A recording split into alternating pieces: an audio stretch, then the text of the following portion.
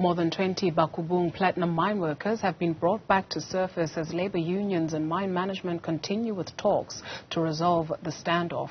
Over 200 miners are staging an underground sit-in over planned mass retrenchments. The protest, which began on Wednesday, saw workers refusing to come to surface at the end of their shift and occupying the underground tunnel in silent protest. The mine is set to cut over 500 jobs at the mine, citing past work stoppages, including the July strike and low platinum prices.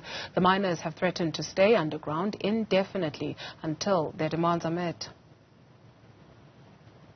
The situation underground is very, very bad. There are a lot of people who need to get their medication. But the thing is that most of them, even on those conditions, they made a decision that they're not going to go underground unless the management answer all their demands. The people who were resurfaced are the people, some of them, they were ladies. When we combine the 16 plus 5, it's almost 21 people that they went out, and some of them, they were in the critical. So then they allowed them to go. COSATU General Secretary Soli Petre says mine management is undermining collective bargaining. Issue of Bakubung, it's a Bakubung to Sun City Platinum Mine there, is that workers there, you will recall sometimes in September, workers embarked on the strike on a number of issues, and the employer, we had to, through the National Union of Mine Workers, we had to get CCMA to intervene in terms of Section 150. There was an agreement in terms of resolving some of the issues that workers have raised. One of the issues that was about the issues of increment, increasing to their salaries, issues of the amending their policies in relation to the conditions of workers, in particular around the maternity policies, a number of issues. Now, instead of management to get into a discussion to resolve those, they resort to Section 189, which we think that is unfair. Yeah. And this is a continuation of what we called an attack to the collective bargaining. Listening in on that is David van Wyk, Senior Researcher at Benchmark Foundation. David, thank you very much for your time this afternoon. Perhaps let's start with a bit of understanding. What do we need to know about Bakubung Platinum Mine? Well, I think that the problem with this particular mine is that its current entry wage is 6,500 with the 2,000 rands living out allowance added to that. Now, this is like 2012 wage figures. Most other mines have an entry level now of 12,500. The union is demanding 17,000 rands per month for lower grade workers. So there's your first problem. Your second problem is that the mine is issuing Section 189 notices to 500 workers, while at the same time it seems to be recruiting workers. The workers are genuinely asking, why is this happening? And, you know, this strike follows a previous strike in July when the CCMA instructed the mine to deal with the issues that the workers are raising.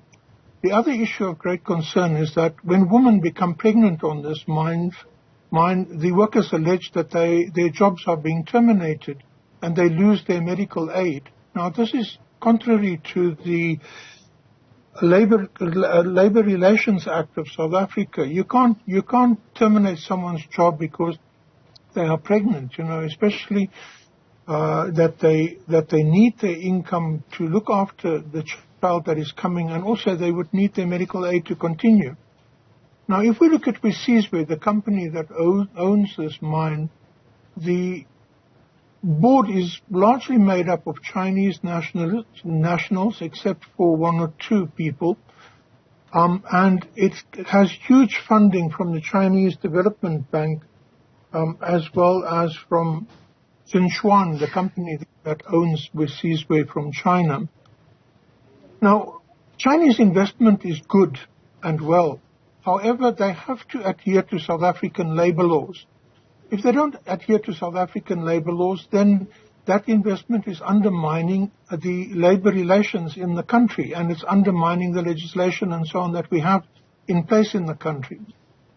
You know, we should accept investment from anywhere when we get it, but it shouldn't just be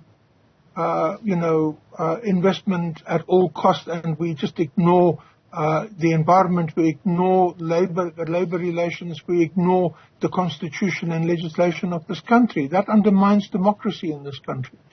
So it is very important for this mine to actually adhere to laws and regulations of the country if they want to operate here.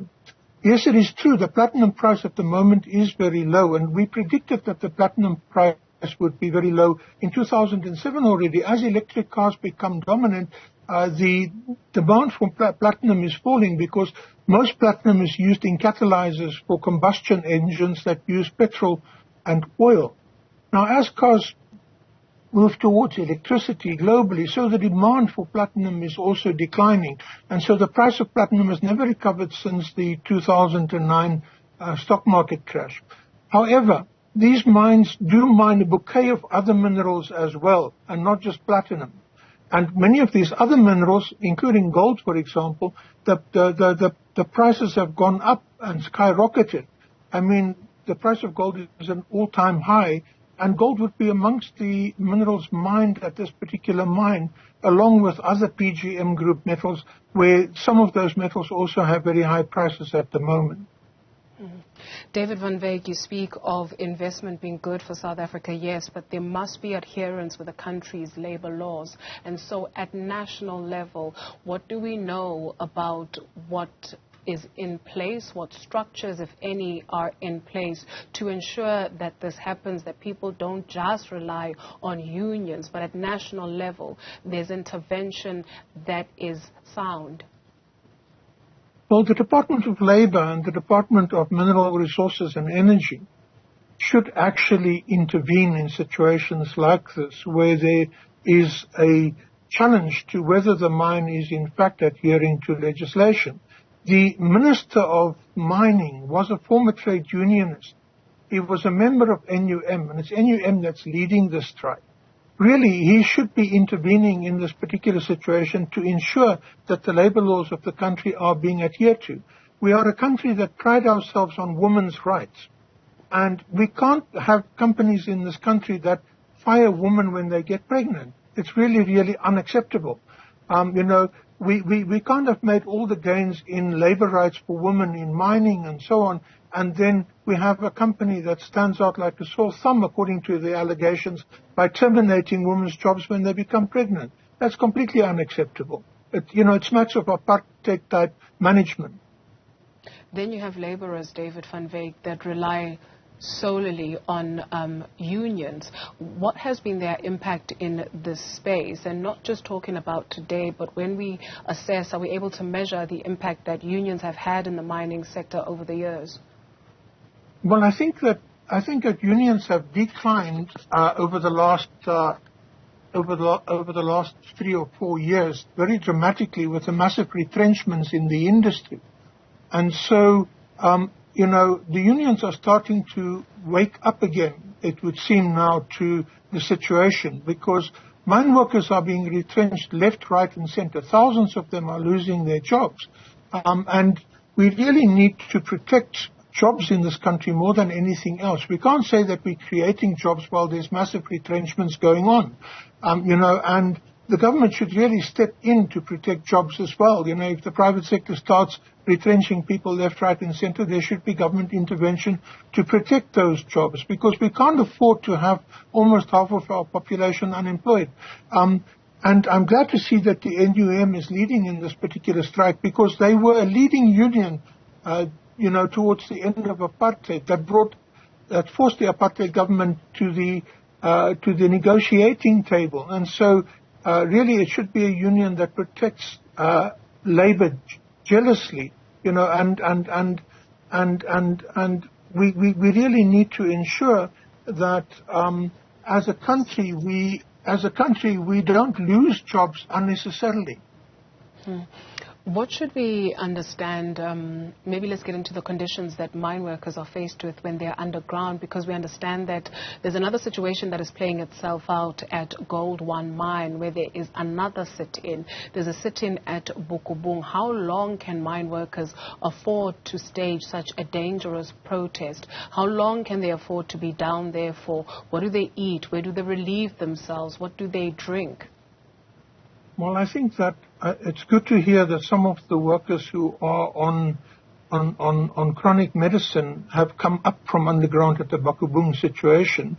I think that the Gold One strike is led by AMCU. The situation in Gold One is worse than the one in the platinum mine, in the sense that gold mine workers still get at an entry level something like 4,500 rands, which is really not acceptable, So the other thing about gold mines is that they are significantly deeper than platinum mines, and so the conditions are much hotter underground and much more difficult to stay underground for such a prolonged period of time. People are complaining that the workers who are staging the sit-ins are violent, and that they are having all kinds of instruments or weapons in the form of spades and pickaxes and things like that are being used underground, and that this is being used to intimidate other workers to stay underground. However, we know that trade unions in the mining sector in South Africa have been violent in the past, but one can understand the context of the violence if you understand the conditions under which workers are working. When we look at our gold mines, they are also essentially uranium mines, and I have yet to see proper safety gear for workers working with uranium underground. In the South African context, workers are really not protected to deal with uranium underground. The safety clothing and so on that they are wearing is inadequate for that purpose. And the other thing, of course, is that water does go underground, but the problem is people are getting hungry and they are not eating, and that is really not good. But it just shows the level of desperation that is there. In the long term, David van Wyk, you speak of miners at Bakubung coming up to take their chronic medication. What does that suggest? Because we've heard a lot about the health repercussions for mine workers in the long term. And so when you take a look at whether this is all worth it, for whom in the long term, when you find people already on chronic medication? Well, I think that we have to recognize that HIV/AIDS is a problem in South African mines still to this day. We also have to recognize that silicosis is a really bad problem, and people are underground inhaling dust. And so their lungs and so on are impacted as well. And then, of course, in the gold mines, you have in the dust particles also things like uranium, which can lead to cancer. And so we have a country where we've got tens of thousands of workers who suffer chronic diseases once they retire, and they go back to the labor-sending areas, and they're useless to their families because they can't really work anymore, because they can't effectively breathe, given the impact on their lungs. So we really need to reimagine South African mines and the conditions in South African mines and bring them up to global standards, to Australian and Canadian standards, so that our workers are properly protected, they are properly remunerated. Apart from which, most of our workers live in shacks in informal settlements around the mines, and there they inhale carbon dioxide from the coal that they burn for energy. Because in many of these informal settlements, people don't even have access to electricity. So the conditions around South African mines are really appalling, and we should stop trying to pretend that they're not. We should stop trying to pretend that we've got global best practice in this country, because we don't. David van Wyk, Senior Researcher at Benchmark Foundation, thank you very much for your time this afternoon.